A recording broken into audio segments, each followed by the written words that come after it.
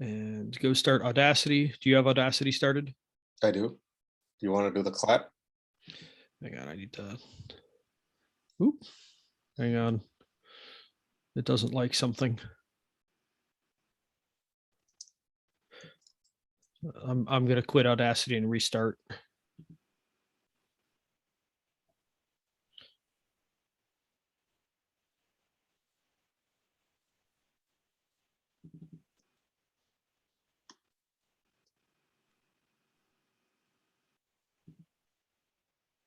There we go. All right. One more. Sorry, I need to set up now.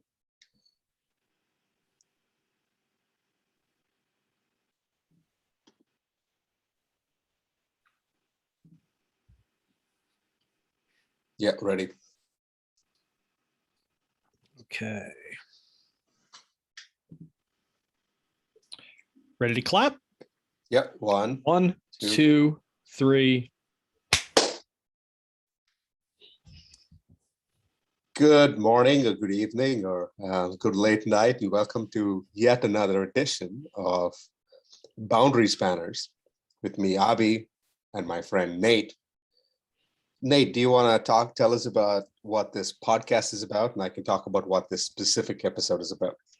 Absolutely. So, Abhi and I have both spent most of our lives spanning boundaries. So I'm comfortable in both the white collar world and the blue collar world. And the curse is those two tend to not mix enough. And when they do mix, it's fire and ice more often than not. And the curse is when it comes to residential decarbonization, which is one of the big challenges of our time, those two have to play well together or we're going to fail. So this podcast is all about trying to help those two pieces work together rather than against each other. And the pathway to do that is remarkably narrow. So that is what we are focused on in this podcast. And it's narrow, and the solution set spans the boundaries of policy, technology, implementation, business models, sales, the whole 9 yards. So what we're trying to do is to identify and explore our way through this boundary space that spans multiple knowledge domains. And each of these knowledge domains, like HVAC contracting, is a knowledge domain. There's a lot of explicit and implicit rules, and we'll talk about that later. Tacit knowledge, implicit knowledge, explicit knowledge.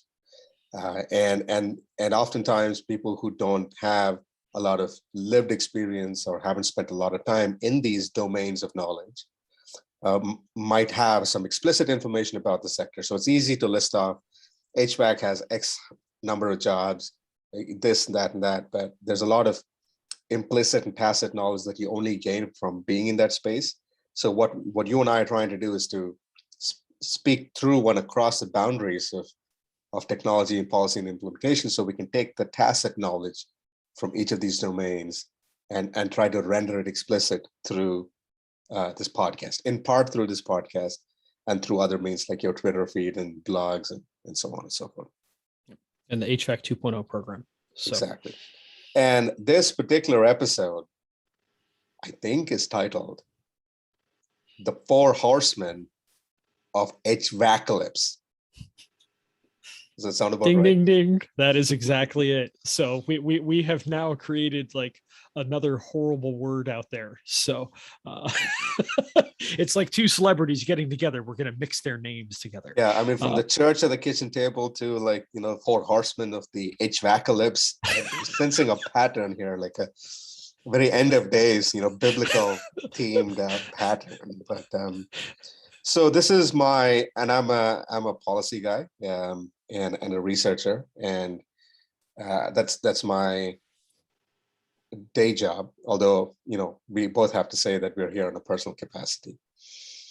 And for the last, I'll say 4 or 5 years, I have made a conscious effort to spend more time in HVAC communities. You and I, Nate, we did an episode earlier about the white collar and blue collar culture. And we talked about how the pathway towards residential electrification, decarbonization, goes through HVAC contractors, goes through blue collar work, and the ability of all these, the best laid plans of policymakers and policy shapers have to rely on the backs of what we broadly call blue collar workforce, the men and women who go into people's homes and fix systems up, and replace HVAC systems and do plumbing, electrical, and all of these things. So for me, and and you and I, we talked about this, and we were lamenting the fact that blue collar worlds and white collar worlds, again, broadly speaking, seem to be drifting further apart. It's not only that that the implicit and explicit and tacit knowledge domains of these worlds are different, but also culturally we're different, right? We may be watching different TV shows, we may be shopping at different places, we may even be drinking different beers. And so if we form knowledge about our world, the impressions that we have of our world are constructed socially, by which I mean, if we form an opinion of the world through our interactions that we have with the world socially, what does it mean when white collar and blue collar communities inhabit different social realms? Does that also mean that the way that we think about problems, the way we conceptualize solutions, and the way that we approach these intractable problems like residential electrification, does that mean that we will be drifting further apart in how we define these problems and try to come up with solutions? I really do think it does. So I want to tell a story of my own prejudice where I hated myself for it. So back when I think I was just out of high school. I hadn't gone to college yet, but so I was thinking it was that summer. I was working for my dad, and part of what we do is we'd stock the fridge with pop or soda, depending where you live, and we'd sell to the guys at cost like 35 cents a can, something like that. And so I was up there, and I had bought just a ton of stuff. It was like $1,000 of stuff, and it was really heavy on a cart, and it was heavy enough I was nervous about taking it to the truck, because the parking lot was bumpy and it wasn't super hilly, but it wasn't dead flat. So as I walked out the door, this kid comes up to me and he says, "Hey, I'll wash that for you while you go get it." He didn't have a name tag on or anything like that, and he was African American. And I ran to the truck, nervous that he was going to steal my stuff. And I got back and everything was fine. He was there. And I thought, wow, I'm an asshole. So we talked a little bit, and here he was also going to be a freshman the next year at Teal College, which was 15 miles from Grove City where I was going, and he was playing football. And I'm just like, if he had white skin, I wouldn't have been nervous. And like, I didn't realize that I had that prejudice in me, and I hated myself for it. So we all have these internal prejudices that we don't even realize or acknowledge. And in my view, the last acceptable prejudice in society is white collar versus blue. Oh, you shouldn't go do that. Like, go to college so you don't have to do that job. Like, that's a common prejudice now. And having spent my whole life back and forth, like, so one, I'm guilty. Like, I catch my own thought processes doing that. Like, well, no, I don't need to pay attention to that opinion because he's just a worker. That is a horrible way to live your life. You're invalidating someone. I mean, so many problems on earth come from invalidating people that are different from you.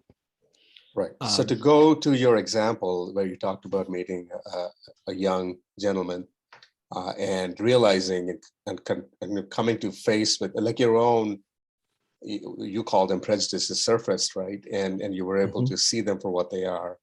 And this is part of what like forms, like, you know, we talk about social construction of knowledge. It's not like you read an explicit book that said people who look a certain way or talk a certain way are not to be trusted, but that idea is formed through your cultural background, experiences, and how you navigate and through repeated through osmosis, we absorb things that we read and we see, and we form these tacit ideas in our head. And especially where we are today, 2021, culturally, I think, a lot of us are looking, like you did, at trying to second guess our knee-jerk reactions that are often formed through a tacit and implicit in knowledge and ideas that we have, and examining that and trying to think of and trying to transcend that and trying to act in ways that we expect of ourselves. Yes. And then what you're saying then is an extension of a similar set of prejudices. The last acceptable, the most enduring prejudice seems to be discrimination against people who may be less credentialed than you. Yeah, I don't want to even say less educated than you, because someone very close to me used to always say, "Don't let school get in the way of your education." So if you think about education as a lifelong project, then what we're talking about here, end of the day, is credentials. Are you credentialed in? There's different ways through which we establish knowledge, right? So if you have a PhD, you have certain credentials. If you don't, and if you're a blue collar worker, then you have certain credentials. You have set different ways of expertise, and the way in which we afford, the way in which people with different levels of expertise get to set and define expectations, or set to define rules, and set to define programs and projects and priorities for goals that we commonly share, is uneven. We've talked about this before. When you look at, I know I live in Canada, and municipalities here over the past 4 or 5 years are all developing like local energy plans, with bold and ambitious targets to get to 2050 energy goals, climate goals, and so on. And then when you read who is a part of like the advisory committee that's helping them put these programs together, not often is someone who without a college degree reflected on there.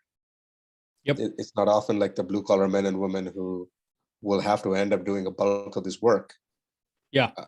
I don't know that their priorities or their value systems or their knowledge domains are represented.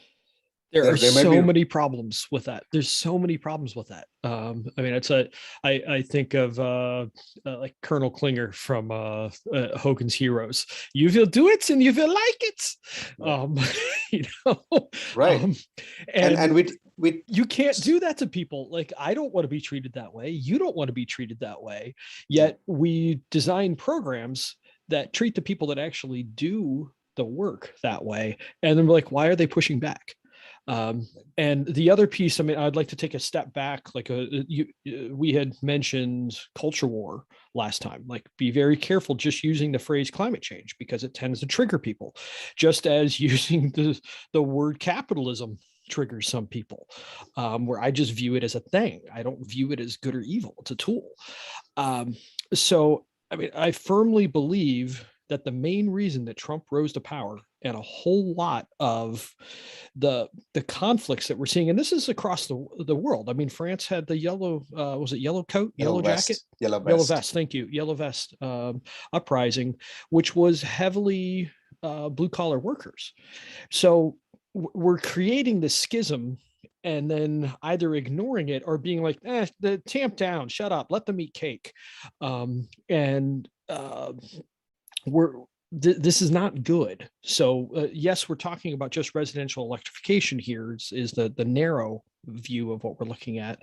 But the broader view is this is affecting our lives. It's affecting our mental health. I mean, Trump was a hard president to have. Not that I want to get political, but you couldn't get away because there was always a tweet. I live in Canada.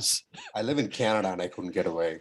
And I'm not even American, right? And just so yeah, it affected our mental health. But that is the reaction, or that's the end result of a schism that I largely think relates back to white collar versus blue. It's not entirely, but that's pretty close. So there's a couple of things you said there that I think is worth unpacking. So the first thing is that um, while this podcast is about residential electrification, it doesn't exist in a vacuum, right? When I was in physics, we talk about frictionless spherical cows in a vacuum, because that's the ideal, like ideal conditions. Yeah, you can model that, but once you start adding friction, you get, all these second order, third order effects. It's the same thing. Like our residential electrification doesn't exist in a vacuum. You cannot just look at that without situating it in the broader political and cultural context of the world that we're in today. Correct. And the second thing you were talking about is sometimes, it seems like policymakers talk the big talk about including communities and listening to frontline workers and just transitions and incorporating workers, the experiences of workers and prioritizing them in the transitions and stuff like that. And this is my personal reflection on this, is that I feel like policymakers still do not understand the priorities, and there's a lot of tacit knowledge about the residential electrification space that escapes the scrutiny of policymakers. And I, as someone who's involved in research and in policy, I wanted to do the work, so to speak, and spend time in quote unquote blue collar communities. So I joined online communities of practice. I taken classes at a community college to get like my gas certification, so I can moonlight as a HVAC installer if and when I get the time. But the purpose of my foray into blue collar workplace and work spaces is so that I can better understand and have a very and to tap into that tacit knowledge of the blue collar workforce, upon whom policy shapers and makers and policy writers and analysts like me have to rely on if we are to get to our ambitious energy and climate goals. And it might be worth explaining what we mean by explicit and tacit knowledge. Yep. So the way I understand it is explicit knowledge is like the most basic form of knowledge. It's things that you can write down and pass on to someone, rules of thumb. If you're giving someone an address and saying, well, you go there and turn right, take a couple of rights at the next intersection, you'll get to this place. That's explicit knowledge. Those are things you can write down, you can convey to someone else by writing things down. It's the most basic form of knowledge, right? Implicit knowledge is practical application of explicit knowledge. So what this means is if you using the same, giving directions on a map analogy, implicit knowledge is, because you've been driving in Ontario, that you can take a right at an intersection, even if the light is red. And you know it because you spend time in Ontario and you live there. And of course, yes, there's explicit knowledge out there in front of you with you'll only see a sign if that says do not turn right. But not every intersection doesn't have a sign that says you can't turn right. Some of it is just implicit knowledge. If you're driving in Ontario, you'll notice people doing it. If this is your first time, you may not have even read Ontario road user manual. You just know by observing. That's implicit knowledge. Tacit knowledge is even more ethereal and even more subtle than that, and even more ingrained than that. Tacit knowledge is your instinct. I know I can almost complete your sentences sometimes, because like you and I have had many years of association, and I have an instinct about how you act and how you behave. If there's a movie that I watched, I would know, but within a reasonable degree of certainty, whether you'd like it or not. And it's not, you haven't written down themes of movies that you like. It's just, I have an instinct about it, and I can't even explain to myself why I know what I know about how you feel about certain things. Yep. See, implicit knowledge I can explain to someone. I can say, I know in Ontario you can turn right on a red because I've seen other people do it. Watch and observe.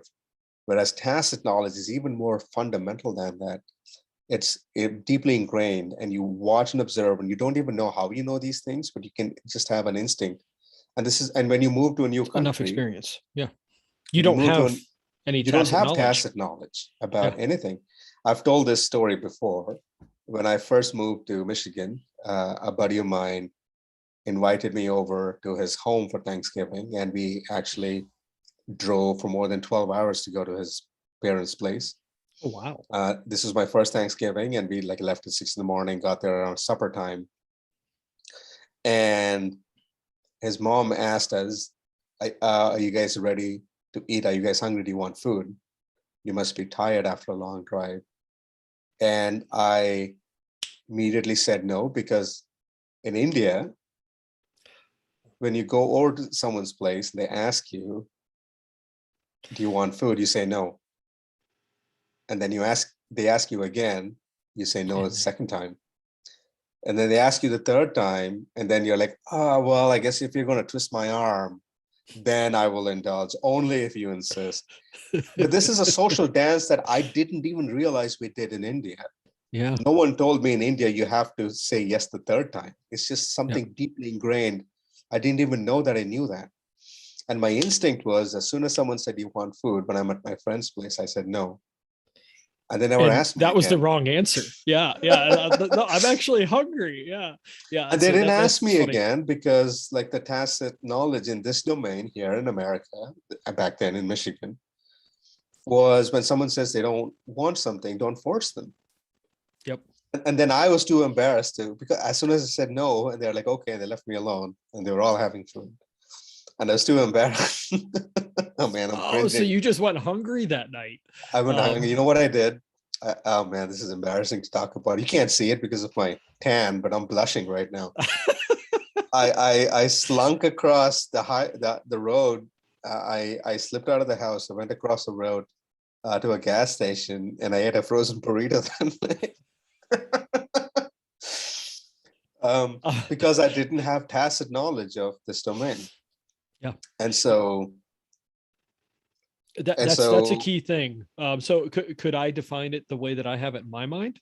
yes, sir. Um, so it explicit knowledge to me is written down, or it's somehow like it has been formalized in some way.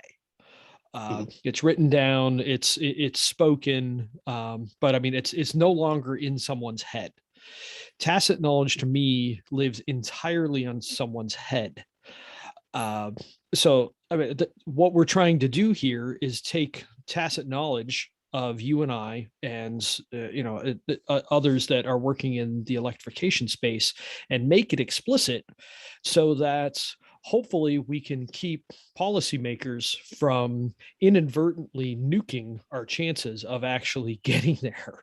I mean, I've told you for years, my main reason for being on Twitter is to help reduce the odds of policy screwing us. Mm. Because basically anything that touches the kitchen table, which is pretty much every program ever, when it comes to efficiency programs, anything that touches the kitchen table creates friction and ends up hurting the adoption of whatever it is. Or if it helps temporarily, but as soon as you take it away, the system is now worse than it was to begin with. Like I'll give one specific example. The Dominion gas rebate program that I worked with, before it came into town, there weren't a ton of energy auditors in Cleveland, but say there were 8, something like that. This was before I was an auditor. I was just an installation contractor. I had no interest whatsoever in being the auditor. I'm like, I just want to get the work done. But Dominion came in and paid auditors, And then they created this program where homeowners only had to pay $25 or $50 to get an energy audit. It was a turd. It was like, hey, if you do this, you can save $2,000 a year in gas. Well, I only buy $1,500 a year in gas. So can you make out the check, to my name? So there was a lot of that going on. Like the programs weren't good, but the problem was it killed the businesses of those auditors that were out there. I don't think there are any left in Cleveland right now. So that program came in and ironically ended up destroying a burgeoning industry, or at least there was something there, and now it's gone. Um, and that is an unintended consequence of that. So I want to, like, that's now tacitly in my head, but now it's explicit. So there's an interesting parallel here between your journey and mine, because you went to Twitter, which, I mean, let's be honest, it's a white collar space.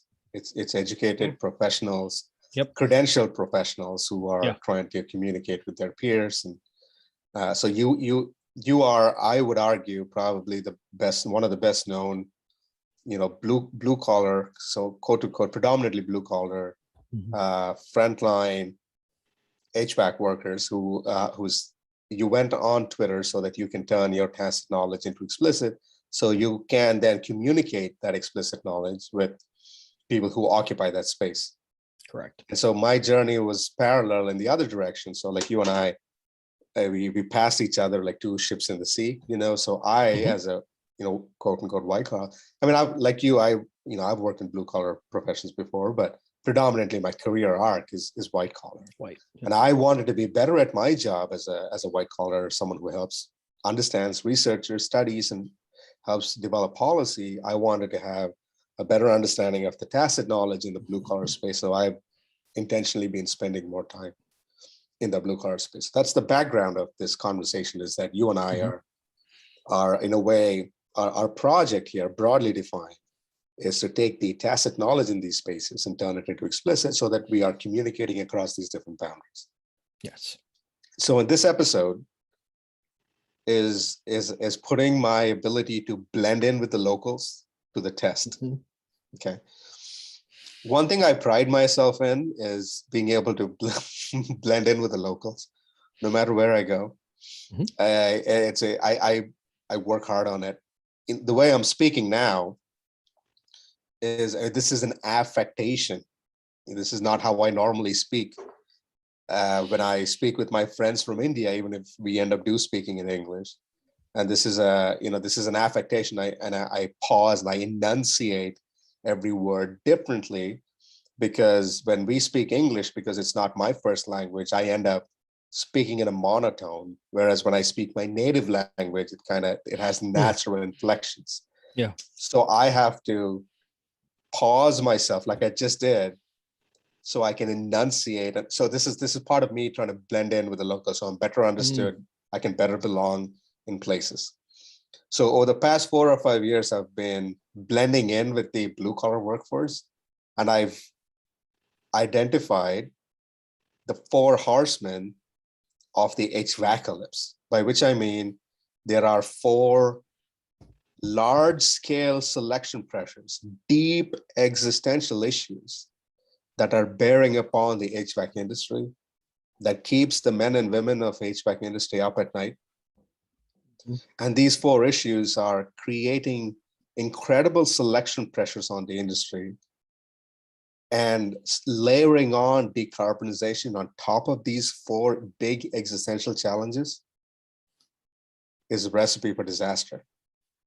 And unless policymakers work with the HVAC industry to find solutions to these 4 existential challenges, simply just slapping on decarbonization as a goal on top of this is not going to be, it's not going to result it's not going to bring out good results for anyone involved: the HVAC contractors, the blue collar workers, the policymakers, the taxpayers, the citizens, public, no one. Yeah. So this is after, like, this is like me, like I'm like a war correspondent, right? Like I'm like, this year 5, I've blended in with the locals. They don't, they see me as one of them, and here's my report. And so I want to bounce these off of you, Because for me, I'm trying to tap into the tacit knowledge stuff that you know from decades of experience. And me, I'm trying to see if I'm right on the money in how I'm able to tap into the existential angst that I feel like is pervasive through the HVAC industry. Okay, Let's so do it. Hit me. What are the four? okay, so number one, skill short. Pardon me, skill shortage. So what I mean by skills shortage is there's both. We talked about this in an earlier episode.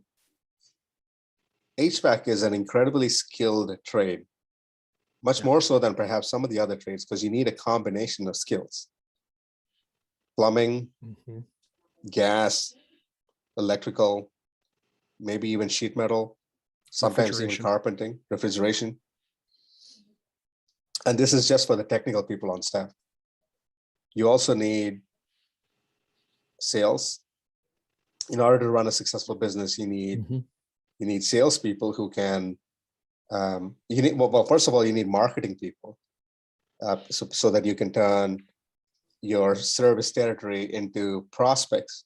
You need salespeople that can turn good leads or prospects into clients. You need program managers. You need supervisors. You need so the whole sector, ecosystem. The whole ecosystem. Fantastic word. Whole ecosystem in HVAC industry is experiencing both a shortage in quality and quantity.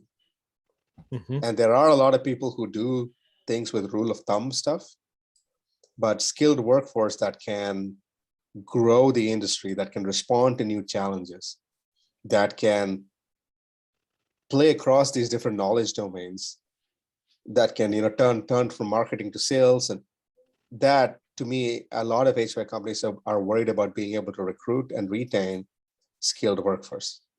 Does that sound about right? You want to expand on that? Yeah. So we have spent the last 20 years. I mean, you and I are both largely products of it. Maybe you less so, being originally from India, but we spent the last 20 years telling everyone, go to college, go to college, go to college, go to college. And now we have, frankly, an overabundance of overeducated people, and not enough positions for them. So we have that issue, but that has caused, on the other hand, we're looking down on the trades in general. It's the last acceptable prejudice. And that has created a skill shortage, because it's like, well, go to college. Well, that kid's not a good fit for college. I mean, like my dad was an extraordinarily mechanical person, like unlike anything I've ever seen, which made me feel like an idiot, because it's like being Michael Jordan's son who, can barely make a layup. It just sucked. It's like, I will never, like, at my best, I'm maybe 25% of my dad's ability. At my absolute best, if everything's perfect. So he went to college for a year at Oral Roberts University, so very conservative Christian college. And he's like, they wanted you to be either a preacher or a teacher, and I didn't want to be either. So he made it for a year and 6 weeks and quit. And he found a path that was better for him. He was fundamentally a blue collar person. Now he had a business. He was not the best businessman, but he had a business, and his skills were just spectacular. Although so much of his knowledge was tacit, and it died with him when he committed suicide in January. And that's a horrible shame, because there was a lot of cool stuff rattling around in that brain, that it's very mentally ill brain. But we have spent 20 years now pushing kids away from the trades. So we're not allowing people to go find their path like that. So I mean, it's kind of cool. I live in a holler now in West Virginia. So I mean, there's nobody white collar near where I live. It's everybody's good with their hands here. Everybody knows how to fix stuff. It's a different thing. And I would love to see, like in Germany, auto mechanics are revered. I would love to see skills going back to being revered. Um, but as it is, I mean, I'm in a couple of HVAC owners groups on Facebook, and it's just constantly like, I can't find anybody. I can't find anybody. I can't find anybody. And then worse, the programs that are out there for trade schools are usually teaching kids either the incorrect stuff or the incorrect way of thinking. So 9 out of 10 HVAC contractors I've talked to have said, I don't want kids out of trade school because they're harder to retrain in the right way than it is to just get an 18-year-old off the street and take them green and run them through everything. But we Like a have this, little knowledge is a dangerous thing. yes, exactly, When especially you when it's know wrong. enough to be dangerous. Yeah. Yeah. Yeah. But it's harder to unteach. I mean, it's what is that Mark Twain saying? Like the truth has barely crossed the street before the lie goes around the world. Um, and so we have kind of similar problems there. But the other issue that we have, which I think you'll get to in a little bit, is the kids that are 18 years old haven't really worked on anything. So they may not know which end of the screwdriver to use. They're good at working phones, and oftentimes they know programming and things like that. But the basic mechanical skills are, in my opinion, much more rare than they once were, because we don't have to fix stuff. So that's an issue. So yeah, skills shortage. We're in this for 20 years. Like we have to first change our cultural norm. Like I love watching Mike Rowe doing this of Dirty Jobs. I mean, he's been out there beating this drum for years, and he's so smart and so funny, and so right on so much of this. Go watch what Mike Rowe is doing, please, because that's Yeah. really important. We need to restore the honor and the dignity to blue collar. 100%. And Micro talks about this on an individual level. Don't pursue your passions because they might not always lead to opportunity, Mm-hmm. or you might actually fall out of love with things that you're passionate about at any given point of time in your life. But pursue opportunity, but bring your passion with you. Yeah. Be passionate about things that bring your passion into whatever you do, and pursue opportunity instead. So now at this point of time,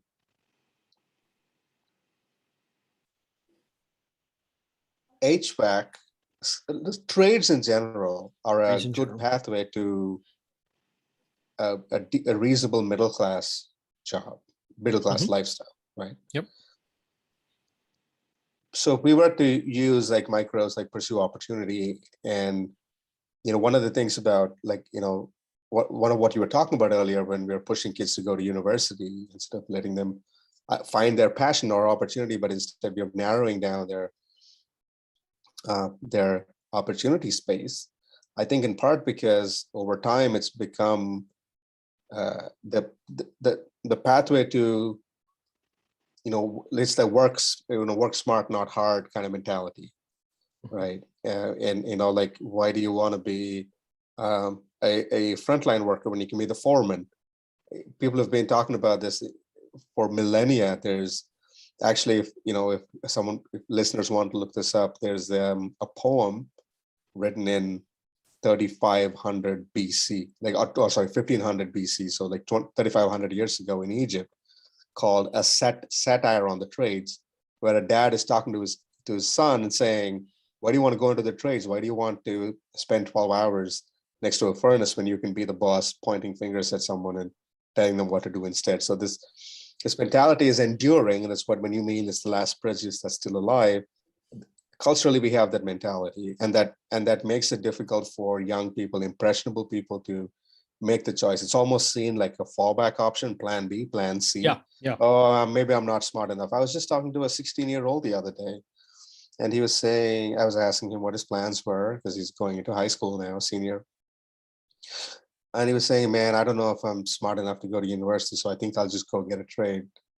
That attitude, Yeah. right, where it's the fallback option, that's leading to a self-selection of individuals who may be exceptionally gifted mechanically and technically, end up in trades. But at the same time, what happens is that trades become becomes narrowly specific to people who can just sling boxes together. Yep. But the entire ecosystem struggles to retain that high level of talent. I know, for example, and you can corroborate this, but this is my tacit understanding. In an HVAC business, the owner usually has high closing rates and high job numbers, right? So they have like 60-70% closing rates, maybe if they're really good. But the next person in line has a closing rates of like 40%. Yeah, or 30 or 25. 30 or 25. The owner is like 50, 60 years old, likely retiring in the next decade or so. Next person in line is 30 years old with a closing ratio of 40%. So what you described with your father and a lot of the tacit knowledge that he had just went with him when he left us is also happening in the HVAC industry, where a lot of people have developed skills through long years of experience in the sector. Yeah. Like business skills, sales skills, being able to actually diagnose a client's problem and fix stuff. And once that generation of owners and senior techs are gone, the mechanism through which we produce the next generation of techs is focused on credentials and focused on technical and explicit knowledge. Yeah. But there's not enough spaces through which they learn tacitly about developing skills around marketing, developing skills around talking to clients, developing skills around closing jobs better. And that's taken together. This is, you talk to HVAC owners and senior techs in the industry, they're worried sick about the next generation of workforces. And I mean, some of this is, let's be honest, right? Some of this is, the young kids. I mean, that's typical. You go to any. Can't find good people these days. Yeah. Like you and I, it's been a thing decade from now, like, 5 years and 2 months from now, you and I are probably going to hit that age group where we're like, kids these days. Right. but some of it is just natural. I understand that. But still, in this trade, especially in HVAC, the next generation is confronted with significantly different challenges than the previous generation did, but don't have the same long runway, don't have the same cultural expectations that the earlier generation did and how they got into the industry versus the new generation coming in. So the selection pressures on the new generation is making it, we have fewer and fewer people entering into the industry, and the ones that do enter into the industry are entering into it because they are self-selecting themselves, because they don't think they're quote unquote good enough for university. And once they're there, the explicit way in which we teach these things doesn't touch on the other aspects of how to be successful in a business. They might teach you how to sling boxes together. You're saying maybe they don't even have those skills. And so taken together, there's a skill shortage in the industry that is keeping people up at night. Yep. Does that sound about right? Am I right on that? That is the first of the horsemen right there. No, there's that's going to be a challenge for a long time. Right on. And then we can talk about, let me do the four horsemen first. Yeah. And then maybe in the next episode, we can take each one of those and then layer decarbonization on top and then see what happens then. Sounds like a plan to me. Okay. So my second horseman of the HVAC-alypse is commoditization, or if you will, commodification of HVAC. So this is, we touched upon this in a different episode. This is like the race to the bottom on price. HVAC is sold as a bulk commodity. It's not sold on value. Yeah. So it's not sold on non-energy benefits. It's not sold on, where you spend a vast majority of your private life in your home, and we are here to make your living as comfortable and healthy as possible. HVAC contractors don't sell on that. They sell on, here's the cheapest equipment that you can get in. I can get it in as quick as 2 hours from now, and here's an incentive program that will give you $80 back, and and that's it. So HVAC is commodified there's a commoditization of HVAC, We should where define those two, actually. okay, So commoditization is when a specialized trade becomes commoditized. So it becomes more of a commodity. Like I discussed last time, that's when people don't realize that cheap paint is bad. mhm, So they're just like, oh well, it's just all about price. It doesn't matter. There's no difference in the products. It's all a commodity. Um, right, where commodification with an F is taking something that currently is not a commodity, or it's not, it doesn't have a good process behind it. It's making it saleable. So you're taking something that previously you couldn't sell and now you can. Like I think about Etsy is actually a really good example of that. I mean, most of the sharing things like Airbnb is taking something that previously you couldn't sell and now you can. It commodified people's homes. mhm, And you know, it's a chunk of our income now. We are keeping our Ohio house and it's rented out. So commodifying something is important. And so maybe next time we can dig more into commodifying decarbonization, because that's something that has to be done. Because right now you can't go out and buy a decarbonization job of your house. You can't. right. I keep hearing this again and again and again, and particularly I'm hearing it, which is amazing, in the Bay Area in California. And I mean, that's where decarb is happening. Ground I mean, that's, zero. yeah, it's ground zero. And it's like, well, I want to put a heat pump in my house. And I called contractors like, oh no, you don't want that. You just want a furnace. Like, so do you recognize like this is ground zero and you can't do what you want to do? It Mhm. is not yet commodified. So yeah, commoditization and commodification are both problems here. Fantastic distinction. So let me try an analogy to see if I'm getting it right in my Mhm. head. So commoditization, which is one of the problems, is homeowners do not know, cannot differentiate the value between a couple of different contractors. Just like how people can't tell the benefits of a cheap coat of paint versus a high quality, more expensive Best coat of paint. liar wins. Who tells the best story? Yep, They're the best. yep. How are you going to prove it? I mean, it's not like it's like, oh, I'm the fastest runner. Great, we're going to the track with the stopwatch. We're going to find out. There is no way to do that when somebody says they're good. Yeah. So people don't. So people might not be able to differentiate between a good qual, a good contractor versus a bad contractor, just like they don't know the difference between a good coat of paint and a bad coat of paint until after the fact. Yes. So that's one problem, which is commoditization. Commodification is when things like home comfort boil down, like complicated problems around a home as a system is turned into a single commodity that you can sell, which is HVAC.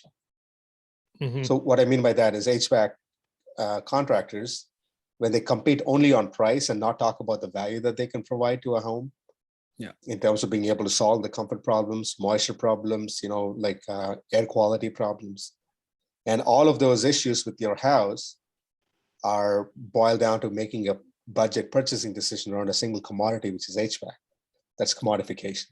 Yep. So what happens, we talked about this in a different episode, 85% of installs happen on duress. So, which means that, in a cold winter night, your furnace breaks down. That's commodification. You want someone to come in as quickly Yep. as possible, sell you a You want commodity. heat. Not you aren't worried about the quality of heat. You just want heat. And that is a 15 or 20-year decision that Yep. you're making with a gun to your head. That is, yeah, not the way you want to do it. So yeah, that's a problem. So let's unpack this a little bit, because we unpacked the earlier one, commoditization, when homeowners can't tell the difference between a good contractor and a bad contractor. Mm-hmm. Then you said the best liar wins. The best one of the best marketing plan wins. The best one with the cheapest rates wins. And then whatever problems come up after the fact, that's between the homeowner and their ability to get the contractor to come in and fix those problems, right? Mm-hmm. Is there anything else you want to expand on that? I'm sure there is, but We'll let's come keep back. going to number We'll, three. Yeah, but I would because just I want want to on. layer decarb on that. Yeah, and so on part B, on number two, just briefly, on commodification, what happens when a homeowner, what happens when HVAC contractors compete on price and price alone? What does that do to the industry when we are racing to the bottom? Well, it's going to kill your quality. You're going to get early failures. You're going to get weird problems, and those are ultimately going to cost the client. Um, all right, so I can't remember the full phrase, but it's um, the what is it? The bitterness of poor quality outlasts uh, getting a low price. Got Um, it. so it, And when things break, like yeah, so you got a deal on it, but it's broken and you have to buy another one. Congratulations for getting a good deal, you moron. Um, like that is basically what comes of the industry, and we see right. that sort of thing all the time. Yeah. I mean, I'll give one quick example. Um, it, the more I've learned about what's called static pressure, or we call it duct pressure because it's easier to understand. Basically, if you blow up a balloon and you hold the end closed, it has static pressure inside. So there's pressure inside that can't go anywhere. It's static. But we call it duct pressure. The same thing happens inside ducts. You want that pressure to be high enough so basically if you open up the end of the balloon, it flows, you get velocity pressure, but not so high that the balloon pops. And the same principle works in an HVAC system. You want it to be high enough so it flows, but not too low. And then also not so high that it pops. So when static pressures get too high, it puts a bunch of back pressure on the fans. It slows down the airflow, which is going to be hard on all the components. The furnace is going to get too hot in the heat exchanger. The coil is going to get too hot or too cold, depending on what it's doing, air conditioning or heating. And early failure throughout the system is endemic at that point. 70% of systems from a data set that I got are above specification from the manufacturer. Should be no more than half an inch of water column. 70% of systems, and remember, these are contractors that are actually testing, and not many do. And some of these systems are surely ones that they replaced, so it's probably better than it was before because they're paying attention to static. So that's in that data set, that 70% are above spec in above average contractors, which means reality is probably worse. Almost half, 47%, are above 0.7 tenths of an inch, which is considered the danger zone for failure for the new variety of fan motors that are out. So almost half of systems out there have install problems so large that they're very likely to cause early failure. That is what happens by slam bam, thank you ma'am, free quotes, race to the bottom. We get poor installs, and at this point, when it comes to HVAC, we can make it more efficient, but we're getting to the point where it doesn't matter anymore. Mm. You can buy a 98% furnace. We can't do any better because you can't burn it any better than that. Like we're at the edge of stoichiometry. It's bad things are going to start happening going beyond that, and getting beyond 90%, like 90% to 94, does it matter? Probably not. Getting from 50 to 90, which is what we've done, that's a huge thing. But we're running out of room there. So now the problem is not so much in the efficiency of the appliances, and same goes for air conditioners and heat pumps. We're getting good enough that it now we don't need to focus on appliance efficiency. We need to focus on install quality and overall system quality. That's where the next gains are going to come from. But you can't make those gains for low price. No, and you're not going to make those gains off the backs of a business model of where it's the fastest and the cheapest guy that gets the job invariably. Because homeowners, they ask for quotes, they'll default to the cheapest guy who can get there as fast as they can. And so the market is structured in a way that it incentivizes this kind of behavior. So we're not going to advance on any of these other metrics like you talked about on the strengths of guys who are just bam, bam, thank you, ma'am. It's like get in, get out, do a quick sale.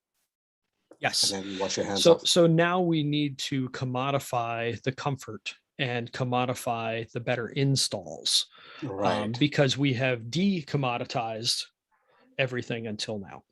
Makes sense. So fantastic. So this is actually a good segue into my third horseman of the HVAC, and that's what I'm calling business model whiplash.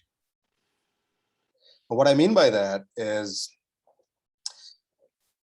there's a lot of stop and start programs, incentive programs from utilities, from governments that come and go seemingly off their own accord. No one knows when. I mean, sometimes programs end at the end of election, but they come and go, and there's rapidly changing kind of regulation that messes. Like if you're a business, you're trying to develop a sustainable business model, especially when your margins are super tiny, given that you're trying to get the smallest bid in possible and do the quickest job possible.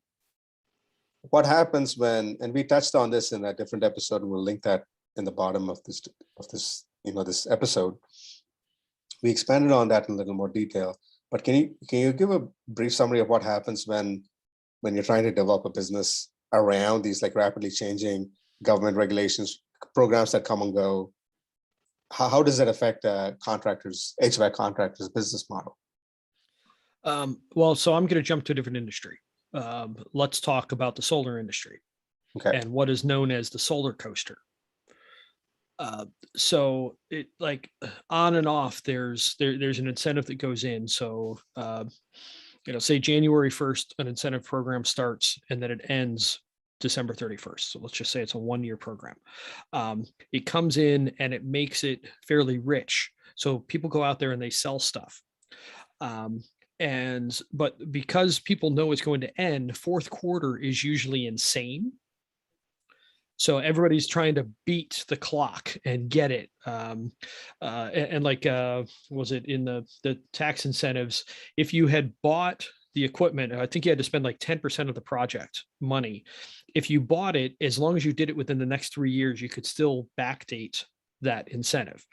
But it's creating this cliff so that everybody's slammed fourth quarter, but nobody knows if it's going to happen the next year. So everybody's trying to jam all that stuff in. And then January 1st comes again and business falls off a cliff. What happens to the sales of that company? And if the sales fall off a cliff, what happens to profits? And if the sales fall off, can you keep the employees? And this is really problematic because you train people and then you lose the training. I guess it feels like kids' summer vacation, how they lose like 40% of what they learned the year before over summer vacation. And I watched this in weatherization, which is it's the low income weatherization program from the U.S. government. So they have a large budget and then they feed it out to all 50 states in a certain amount, and then the states deal with it from there. And it's in general a really good program. So it figured out a ton of the building science. So much of what we know technically about making houses work well, we learned from weatherization. So that part was awesome. That's we view government's good at a couple of things. It's good at R&D because R&D doesn't pay well. I mean, like the last 9 years of my life have largely been R&D trying to figure out residential decarb. And I can tell you from personal experience, it doesn't pay for crap. Just constantly trying to hand to mouth sell a project so I can make enough to keep going. R&D is something that government's good at. Then government's also good at being first customer. So when you're trying to get through the valley of death where there's nobody to buy something, that's where government's good. And WAP also serves, Weatherization Assistance Program, also serves as first customer. So they're really good. So now that you have kind of an understanding of that, this goes to low income homes and it does insulation, and sometimes it'll do health and safety stuff, and sometimes they'll do a furnace, things like that. But in general, I really like the program. Now, in 2009, with the ARRA program, the American Recovery and Reinvestment Act, Obama 10x'd the budget for weatherization. For those couple of years, 2008, 2009. Yes. Yep, exactly. And this is what Biden's talking about doing right now too, is he wants to weatherize 2 million homes, which is going to be a huge jump. So I was part of that back when I was contracting. So I did, I don't know, 20 of them, something like that. So it was It wasn't like a gigantic number of jobs, but definitely we did it. And I learned a lot. In fact, a lot of my chops come from the training that I got from there. So the technical training is fantastic, but they don't need to sell anything. In fact, they struggle to sell weatherization jobs to low income people for free. um, we showed up to someone's job, and they refused us. We couldn't work that day. They're like, no, you can't come in. Like, this is free work that's going to make your life better. So they have difficulty selling something for free, which is kind of wild. But my point of this whole story is a whole lot of people got trained, a whole lot of equipment got bought, their blower doors and blowing machines and just all kinds of stuff that got bought. After the ARA era, they cut original funding to half of original levels, which means it was a 95% drop in funding. So you 10x'd funding for 2 years, and then you halved it, 0.5x'd it. So you went up, and then you actually went down. You actually 0.05x'd it. Oh my it was word. 5% of what it was. 5%. Okay. Yeah, it was a 95% reduction in funding. Okay. Right on. So all of that training that you did, like, yes, you gave people jobs and you did stuff, but you just you went straight up and then you went straight down. Yep. And that is what cliff incentives tend to do. So in the solar world, that's called the solar coaster. So business is good for a year, until incentives end, and then it craters the next year, and then it comes up again and it craters. Now, the key thing that we want to do in residential decarb, and just decarbonization in general, we need to have a smooth upward slope that is geometric. We can't bounce around. So what these programs have caused is, to a large degree, a bell curve, but it's worse than a bell curve because it's like it goes up as a bell curve and then it falls off a cliff. So it's a bell cliff. Yes. Yeah. So, I mean, I just picture like Wile E. Coyote, going up a cliff or going up a hill and then running out on a cliff and looking down, being like, oh crap. And then, woo-hoo-hoo-hoo-hoo. And if we want to succeed at decarbonization, we cannot under any circumstances do that because we are out of time. We were out of time a decade ago. We are really, really out of time now. And so if we create business model whiplash over this, which is what happens with kitchen table programs that mess up things. You create demand and then you kill it, and then you create demand and then you kill it. And we need to encourage in whatever way we can that geometric slope. Like if we aren't experiencing 50% annual growth year over year or more, we're going to fail, period. So when you say 50% annual growth, are you talking about new contractors or contractors doing business like they're? Well, it's going to be everything. So, I mean, it will be number of contractors on one hand, but ultimately what we're looking for is number of jobs. Yep. So, I mean, rough numbers, we have 100 million existing homes in the US. Canada is probably about a tenth of that because it's, population's, 35 million in Canada and, 330 in the US, something like that. So there's 100 million existing homes in the US. 40 million of them are already electric, primarily in the Southeast of the United States, some in the Southwest, but the Southeast is really heavily heat pumps because they work well in milder climates, up to climate zone 4. They work really well. And they didn't have enough gas supply, and they figured out how to make electricity pretty reasonably. So economics drove the Southeast to already be electric. So 40 million of 100 million are already done. Although we're losing that war year by year because heat pumps, single stage heat pumps just deliver okay experiences. So when people get access to gas, they're usually hooking up. So we're going backwards in a lot of cases. But let's just say we have the 60 million. If we want to finish by 2050, we'll call it 30 years rather than 29 to make the math easy. We need to be doing 2 million homes a year. Starting, let me check my watch, yesterday. In fact, a year ago, because now we need like 2.05 million a year. So number of houses converted is really what we're aiming for. And if we don't see really fast growth, I mean, by the time we get to where um, we have 100% electrification happening all the time, it's still a 20-year clock. So instead of like, I mean, it's going to take 20 years once we get to 100% to actually decarbonize everything, because you have to work through all the existing stuff. We're going to need to do more than 2 million homes a year. And then if we want to move the goal up to 2040, we're going to be talking 4 or 5 million homes a year. In the Bay Area, decarb central in the United States, they can't do hundreds of homes a year. We are screwed. Yeah. And so if we aren't careful in incentive design, and we set people up to start decarbonizing, and we throw lots of money at them, and then we take the money away, or we create rules that get too hard to do, you're going to stop that upward swing, and you're going to kill it. So we cannot do that the bell curve cliff. We can't do that if we're going to succeed. I can validate, I can substantiate what you're saying by just my own research here in Canadian cities on, and what they're doing in terms of being able to.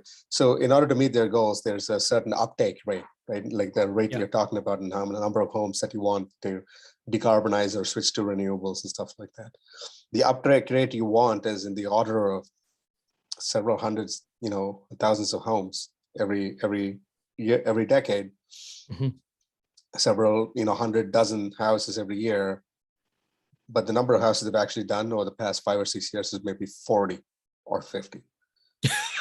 And there's not enough contractors in the entire province to do the number of jobs that are required in just, one of the few major cities in my province alone, And so the industries have got to grow, both in terms of size, more contractors being able to take on this challenge, but also for each contractor, their business models, the number of people they employ, the size of jobs that they do has to grow while still maintaining the same level of success that they have with the current auto job. And so when you expand incentives, like rapidly expand incentives, not every business is able to respond to that sustainably in a way that they can take and learn and then retain. If you're and you've talked about this before, every business, every time you scale by 3x, it's a whole new business.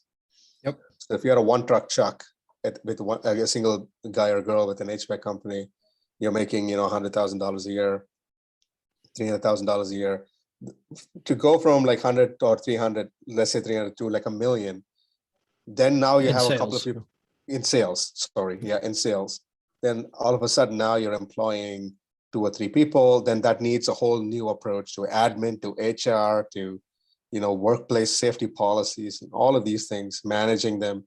Then you go from 1 million in sales to 3 million in sales. Now you've got a couple of different trucks. You're expanding your service territory. So each time you scale up, you become a new business. And so now when we're talking about expanding the industry, there are existential risks that come from expanding too quickly, not being able to maintain a workforce like that, not being able to sustain jobs of that size or magnitude. When you come up with like these kind of new incentive programs, so you have this whiplash where you've suddenly expanded you've hired new people because there's this 10x of incentive, and you've pivoted your business model to incorporate those incentives. And then now this incentive goes away. Now you're stuck with 3 trucks and 10 guys, and you don't have the same jobs because the funding has dropped off. Now what are you going to do? So to me, whatever program you propose, can you 1000 exit without changing it? If not, don't do it. Which basically means it needs to be free or darn near free. I mean, if you're going to say you're going to aim, well, like Canada right now, $5,000 per house is the thing, and it's not a terrible program design, because it it gives you a fair amount of flexibility, so that's good. Um, but in time, that $5,000 is going to come away because it's going to be too expensive, or there's going to be a regime change, political party change, and it's not going to be popular anymore. It's going to go away, and you're going to have the same problem that I just talked about with the weatherization, where it's probably not going to be a 95% drop off in business, but it's probably going to be upwards of 80. And so it would have been better to do nothing and find some other way to try and put it. So even if the upslope takes longer, then so I mean, what's tempting is you can use a program to very quickly ramp, but you're only looking at the first year or two, and then you kill it. So you create that cliff, and everybody falls off the cliff. I would much rather see a slower ramp that is sustainable all the way up. So it's geometric. So it may take 3 years to get the ramp to really start rolling. But once it starts rolling, if it is totally unstoppable, we win. I guess I think the old story of it was the wise man who went to a king and showed a chessboard and Yeah. said, what was it? 1 grain of rice on the first square. 2, and then 4. And Yep. then the king is like, okay, that's great. That sounds doable. But by the time you get to the 64th square, I think, Yep. you end up with more grain than there is on the planet. Yes, exactly. And that's what we're looking for, is that geometric growth. If we don't create that geometric growth, we will fail. Yeah. So contractors who are burned by this whiplash with previous programs are somewhat skeptical about participating and having that kind of the intervention from policymakers in this domain. So they'd rather have a program that rather have ways in which they can scale their business, because everyone wants to grow and grow sustainably. And so we need to figure, so we can come back to that in the next episode when we talk about layering on decarbonization on top of this. How do we scale businesses and grow in an opportunity in there? One thing I wanted to pick up on, because this is fascinating, it relates to our earlier discussion about tacit versus explicit knowledge. When you described the ARRA program, so the 10x growth, under Obama in 2008, 2009, it was a stimulus funding, right? It was a stimulus program in as much as it was a weatherization program. And to my ears, and likely to listeners' ears too, you articulated a really nuanced approach to talking about the program, what the good aspects of it were in terms of being able to, that we as a sector have learned a lot from that one program, all the technical stuff that we've learned, and also the challenges that came with giving away like free programs, things like that. So you painted a very nuanced picture because that is a part of your tacit knowledge. And I want to contrast that with some of the nuance that might be missing when people from the outside try to do an explicit study of this. So the most well-known study about electric or about residential and actually residential energy efficiency programs. The most well-known study is a study by the Haas Institute at Berkeley, and it's commonly cited by people who are skeptical about the ROI, explicit or implicit, on doing residential energy retrofits. And I think the study says something like for every dollar you spend, you only get like 12 cents back in terms of direct energy benefits. But they studied like a couple of counties in Michigan under like the 1 or 2 years of this 10X program. So it's not representative of the reality in which so the reality in which weatherization programs happen, leave alone the reality under which energy efficiency programs happen, right? So first of all, weatherization programs are not expected to be, I don't even know that there's an expectation that they have to be revenue neutral or budget neutral, in the sense that there's a lot of non-energy benefits because you're investing in low-income households, you're improving fire safety, you're improving home comfort, and things like this. and like you said, the government is acting as a first buyer, so it sustains a level of market. And there's ways in which you can capture some of these benefits in dollar terms. But even without that, the weatherization assistance program is not set up in a way. The expectation is not to be a cost recovery model. There's no, Yeah. It's not expected to break even, right? Because we recognize that there's broader benefits to it than dollar for dollar return. But this is what happens when researchers sometimes, and again, I think the study is very well cited. It's very commonly known, and the way the study is structured itself is actually very good, because they did a good job of identifying, quantifying the metrics and the dollars, and doing a whole bunch of these statistical tests, and it's easy. The research design of that is interesting. Mm-hmm. But when you don't situate it in the broader context of the tacit knowledge that someone like you has, like if you are one of the co-authors on the paper, I would, on a paper like that, I don't want to pick on that particular paper, and those authors. I'm just pointing that out as an example, is that when policymakers or researchers go in to these domains in which they don't have that tacit knowledge, they miss the nuance of how this program was developed and structured. Yeah. And this is a call to action for people like me who are in my kind of white collar space, to broaden their own understanding by developing a deeper relationship with domains of knowledge in which they seek to develop an expertise on, is to have more social interaction and belong to those spaces. So then you'll pick up on this nuance. Otherwise, if you're coming in, you come with a research design and you look at these dollars and numbers. Of course, it makes sense when you 10x a program for 1 year and you're trying to do an ROI on that, and you're trying to come up with a dollar number on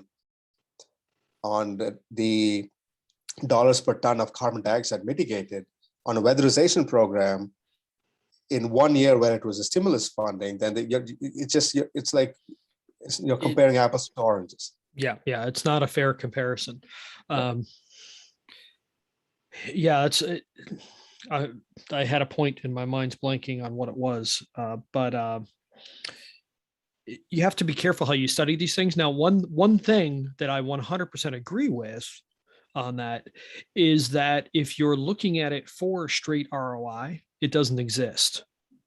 And so a really key point on that is electrification tends to be a little bit more expensive for fuel, like not a lot. And right now, natural gas costs are going up. So futures have doubled in the last year. And in general, heat pumps are 20 or 30% more expensive than natural gas to operate. But frackers haven't made money in years. They're having trouble getting lending now because all they're doing is burning money. They're just burning through it without having any net profits. So now that the price is going up, yes, they'll start making money, and unfortunately, we'll see more fracking. But with natural gas at the lowest prices we have ever seen, heating with the heat pump is still only 20 or 30% more. So we're close at that point. So as soon as we double the cost of natural gas, that goes away. But let's just assume that we are where it is, where heating with the heat pump costs a little bit more, because that may still be true depending on your climate. If you're looking at the ROI, so the shell work that they do in weatherization, it's just not as good as you want to do in the private market. In general, it just isn't, because they're going for the least expensive path. So they're typically going for low material cost, high labor stuff. It's very similar to the work that I did when I had an installation company, because I did the work. I have made money on on the ARA funding and on weatherization. But if you're looking at the ROI on these projects, if you need to do shell work on an older house to make it so you can heat it with a heat pump, realistic ROIs were 50 to 500 years to get the money back. So the odds are the house will have fallen down for several centuries before you get the payback on energy from that. And also, because now we have electricity costs falling, I don't think energy is ever going to be expensive again. It's gone. So we cannot count on the economics of expensive energy moving things. Because solar and wind, they don't have fuel cost. So as we figure out how to make the technology cheaper and there's no fuel costs, like it's over, it's done. Fossil fuels are beaten. It just isn't obvious yet. But if we're going to try and sell electrification on ROI, you are a liar. Point blank. Like, I don't even need to see the project. You're a liar. Now, are there some exceptions? Yes, but we're talking a few percent. Like maybe 5% of projects have any kind of ROI on doing it, because selling and executing jobs at market rates, it necessarily costs more because you've got all kinds of soft costs that you don't have. So weatherization, they said, here's the work scope, here's what we're going to pay, go do it. The job was sold, except for that one that they kicked us out. But I mean, you show up and it's done. So there's all of these costs that aren't in there that you need for the private market, because you have to convince someone to do it, and you need higher margins in general to pay for the overhead of doing the more expensive methods. Like, there's all of these things that work against you. And oftentimes these are harder to reach communities as well, right? Yep. And so you spend some costs, there's some program costs on admin and being able to reach these communities, scheduling a program with them. And also, they also, I believe the RR program also does a lot of parent education and stuff too, about fire safety and things like that. So, and a lot There's of this a lot nuance, of things. a lot of this nuance is missed when you look at it through just an explicit knowledge lens, and you don't, and I think some of this is missed when, and again, I want to make this very clear. I'm not talking about that particular paper or those researchers at all. I'm saying that when someone reads that paper and they come away with a very explicit knowledge of what they think is the reality, is they're missing out a lot of nuance in the tacit world. Yes, exactly. So to summarize my third apocalypse, there's the business model whiplash between programs starting and ending and falling off the cliff and stuff makes it difficult for HVAC contractors to grow, not just grow their business, but also for new HVAC contractors to come in and occupy that space. And if we're not growing, then we're not reaching our goals, our climate and energy goals. If HVAC industry is not growing, we're not reaching our climate goals. So in order to reach our climate and energy goals, I think a common purpose that we can all share is to help HVAC industry sustainably grow. Yes. And right now, incentive programs, because of the whiplash, makes it difficult for new contractors to enter into the market, and makes it difficult for contractors to sustainably expand their existing business model. So that's a big existential risk. Yep. And a key point there, just to hammer it home, whatever program you design, if you can't 1000x it, you shouldn't do it, because we need to 1000x whatever we're doing. Makes sense. So the last one, and this is a big one, is a cultural decline in workmanship. A cultural decline both in valuing workmanship and demonstrating workmanship. And this is not just within the HVAC industry, but broadly culturally, I'm noticing. And it just in my decade of time in North America, we touched on parts of this earlier where, we force kids into university systems and that sort of thing. But the shop class, not just as a career, but as a vocation and a hobby, is dying. People don't spend enough time. Part of this is, consumerism, stuff is cheaper. And it's some for a lot of time, and because people have busy lives and they're uprooted from their family, and not many people might have the means, the methods, and they might not live close enough to their family members or peers who might be involved in some of these hobbies like wood crafting and stuff like that. And so people in general, there's a decline in workmanship. There's a decline in maintenance. People don't want to tinker with stuff anymore, not at least as much as they used to. People don't want to upgrade and just oil their cars regularly anymore. And all of this, what this comes down to is that people don't want to take care of and nurture and maintain their HVAC systems at home anymore. And as a consequence of that, they just want to fix things when they break. And they want, and you talked about this earlier, 85% of HVAC replacements, furnace replacements happen under duress. And most HVAC installers make most of their money and get most of their jobs during the 4 peak months in a year. So the 2 coldest months of the year and the 2 warmest months of the year is when most systems break. Yep. And the reason most systems are and that itself is, I mean, that's a structural problem. I mean, I get it. Stuff breaks when it has to do most work, and I understand that. But I think the challenge that I'm hearing in the industry, that what I'm picking up on, is those peak months. It's called the double humpback problem, right? It's the camel humps Yeah, of like 2 2 hump months, camel. 2 hump camel problem. Those humps are getting bigger and bigger. So a vast majority of a contractor's jobs happen in those 4 months, and the percentage of the jobs that they do those 4 months is keep getting bigger and bigger. So it's just forcing the entire industry to capitalize on this like 4 months where they have like people working overtime, like 16, 17-hour days. They're doing 10 jobs a day.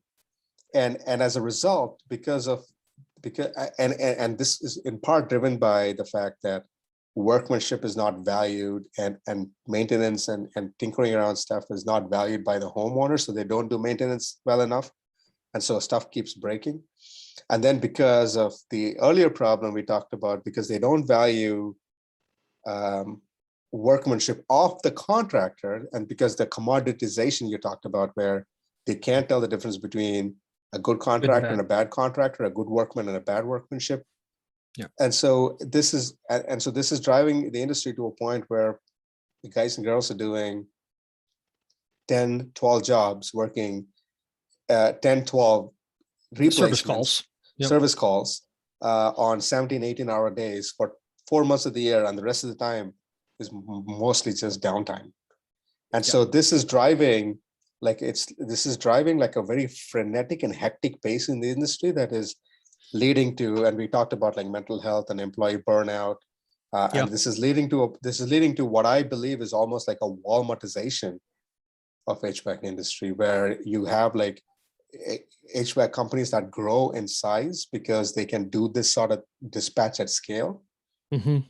And it's leading to a lack, just like Walmartization of products is leading to a lack of workmanship and a lack of a culture. It's just like a circle that feeds onto itself. Yeah. So I'll take a step back. I think there's 2 sides to this. Okay. So one is, we know how to make stuff really cheap in China.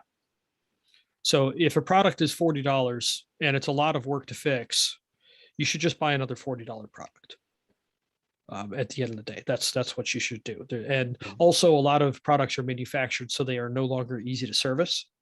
So they basically are throwaway products. So that's one piece of it, and that's globalization. Like, that's free trade. That's what it leads to. We all do the things we're most efficient at, and we drive costs down. Like, that's how it works.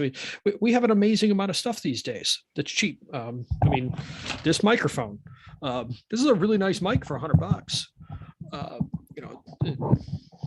My 2 podcast buddies, Brian Orr and Stephen Lacey, they're both like, this is the one you want, which is pretty wild to hear. This happens to be an American-made one, but we know how to make things cheap now. So that's one piece of it, is that things are just replaceable. The other piece is, when it comes to cars, they're just better. I mean, it used to be 100,000-mile car was worn out, take it to the junkyard. My wife's car has 205,000 miles on it. It's got some dings and scratches. It's not the nicest car in the world, but it runs. I'd get in it right now and drive to California right now. Well, it needs an oil change, so I change the oil and then take off for California. Because things tend to last so long, and our engineering has gotten better in so many ways, we don't learn how to work on stuff. And so I think that's a fundamental thing. So like, I see so many of my white collar friends, they are terrified of the mechanical things in their life. And I find myself doing that too. I'm not extremely mechanical, but I'm pretty decent. I would say I'm marginally above average. And part of that is because I grew up just around mechanical stuff. Like I said, I've rebuilt 3 engines. Only one of them blew up. Um, I still don't It's know good what I did odds. on that thing, but it was the two $20,000 motors that survived. So I'm glad those survived. So my car was the one that died. But we generally are not teaching kids how to work on stuff anymore. So one thing that I hear pretty consistently from contractors is these 18-year-old kids don't know which end of the screwdriver to use.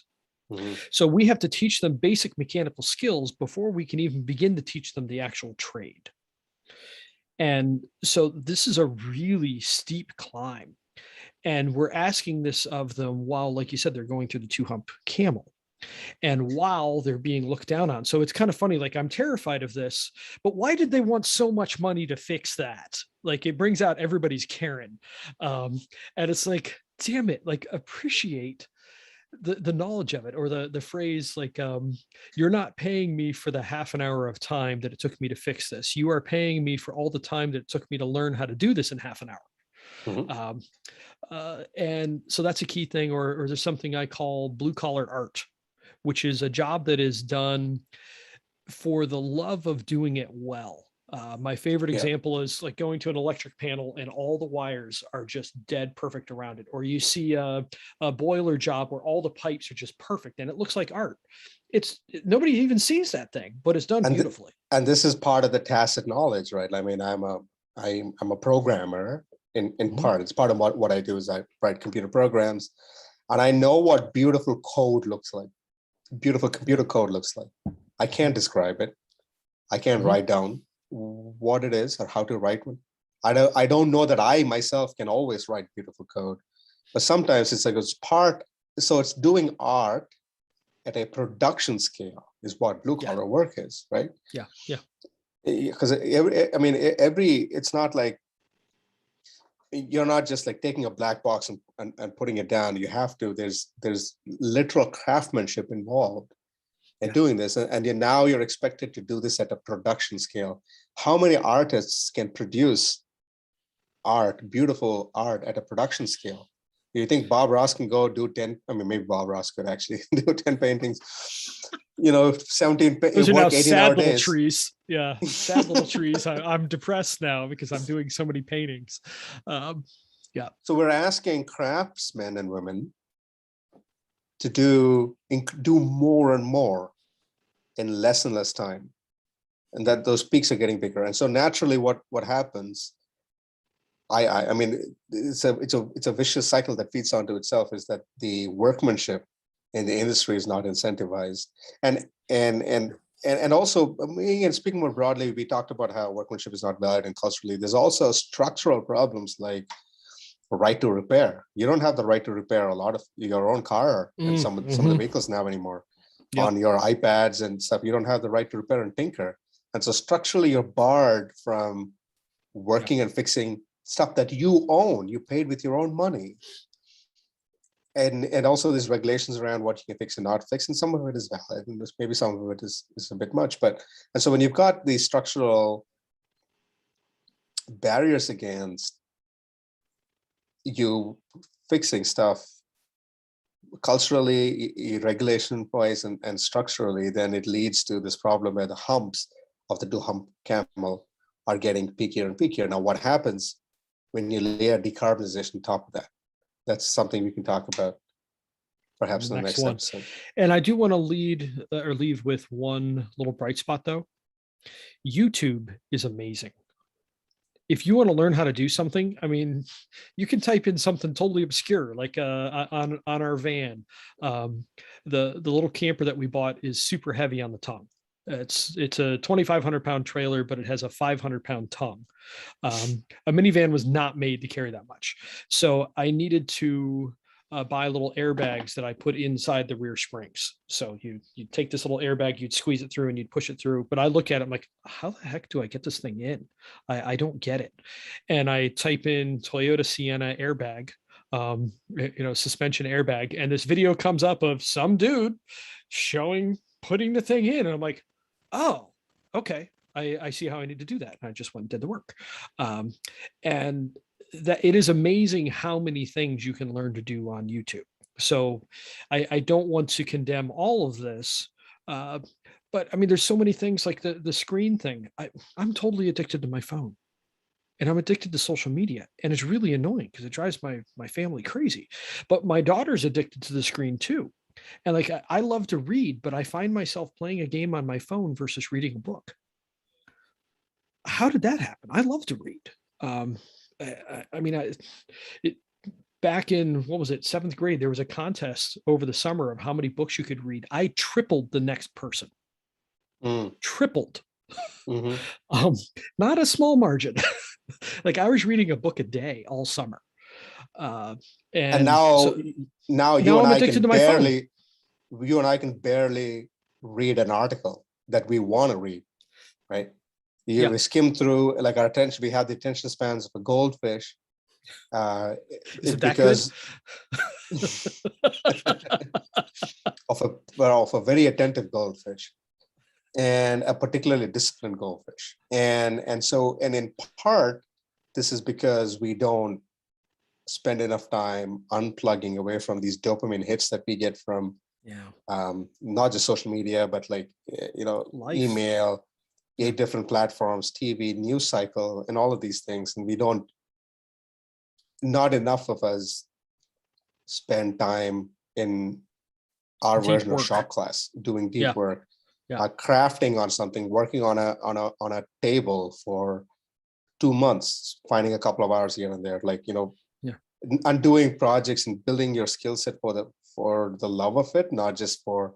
I mean, yeah, there's a lot of people who build their own back deck and do like do drywalling inside their house, and you and your wife have done a fantastic job of gutting My an old wife has place. And been drywalling during this episode, actually. So there you go. There's a lot of people who do that, but it's functional in the sense that it's leading to a certain outcome, but yeah. working on stuff on your own, it's a hobby or a craftsmanship. It's missing in our society more broadly due to these structural challenges. And because HVAC is not an island, it's situated in this. There's a broader, because of the broad decline of the cultural decline of workmanship, the peak months are getting peakier, and as they get peakier and peakier, it gets a self-fulfilling prophecy, because for you to be able to core work meet, happens.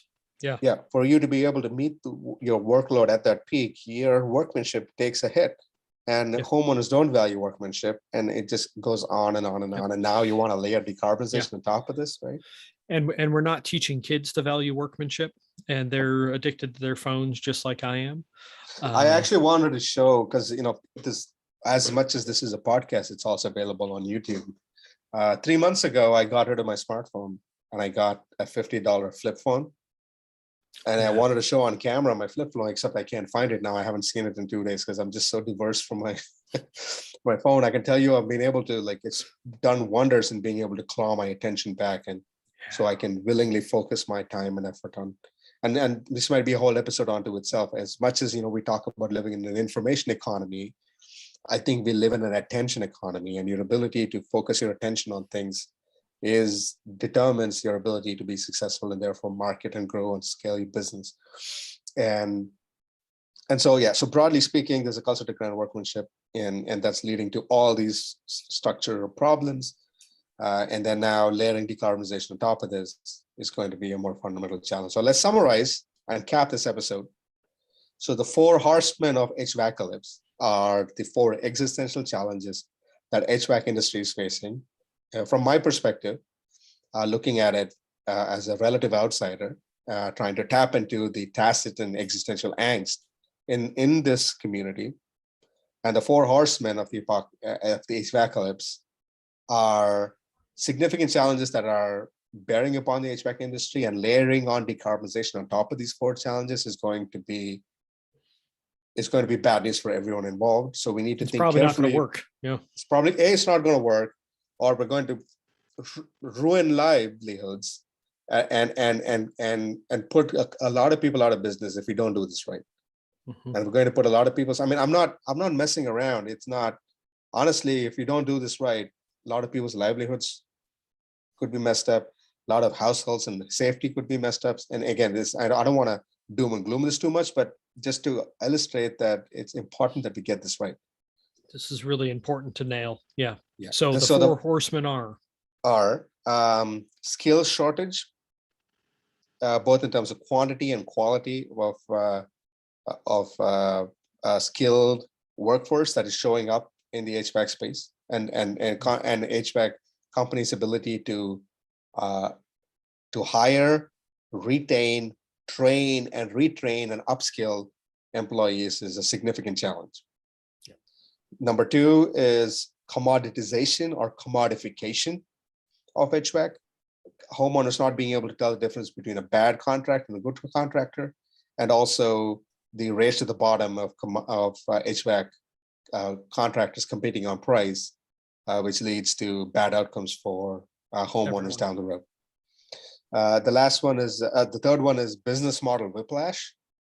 So the bell cliff of programs that come and go, businesses like trying to the razor thin margins, trying to expand the razor thin margins by participating in incentive programs, and those programs ending, and businesses not having a sustainable business model in order to be able to to pivot from these stop and start programs. But also that if we are to reach our goals, we need to be thinking in terms of 1000xing the size of the HVAC pie at this point. Mm-hmm. And so if you cannot conceive of a program that you can reasonably 1000x, it's going to fall off a cliff. Yep. And in order to meet our climate goals within whatever timelines that we want to prioritize, it's in all of our collective interests to help support the HVAC industry grow exponentially, but also sustainably. Yes. And the last one is the broader cultural decline of workmanship, which leads to all of these problems, actually, right? Which leads to skill shortage, in not having the people with the kind of the mindset and the drive to want to tool around and tinker. It leads to skill shortage. It leads to the commoditization or commodification of HVAC, because you're just competing on price alone. You're not able to articulate value, and homeowners don't see the value of good workmanship. And it also actually ties into like the business model whiplash, because when you're growing your business exponentially and you want to grow it sustainably, then what is your ability to sustain the quality of workmanship that you're able to do? And this leads to a problem that the double humpback problem in the HVAC sector, where a vast majority of HVAC contractors make most of their money doing service calls in the 4 peak months of the year, 2 coldest months of the winter, 2 coldest months of the summer, where most equipment breaks. And this is getting worse and worse and worse, because a lot of stuff keeps breaking in those 4 months, and all the business just happens in that narrow bandwidth, and that's leading to all of this. So it's like this vicious cycle that feeds onto itself. And now we're going to slap on decarbonization on top of that. All hell is going to break loose. So we'll talk about that in the next episode. Sounds like a plan. A pleasure as always, Abhi. Likewise, Nate. See you on the next episode of Boundary Spanners. Will do. Have a good day. Cheers.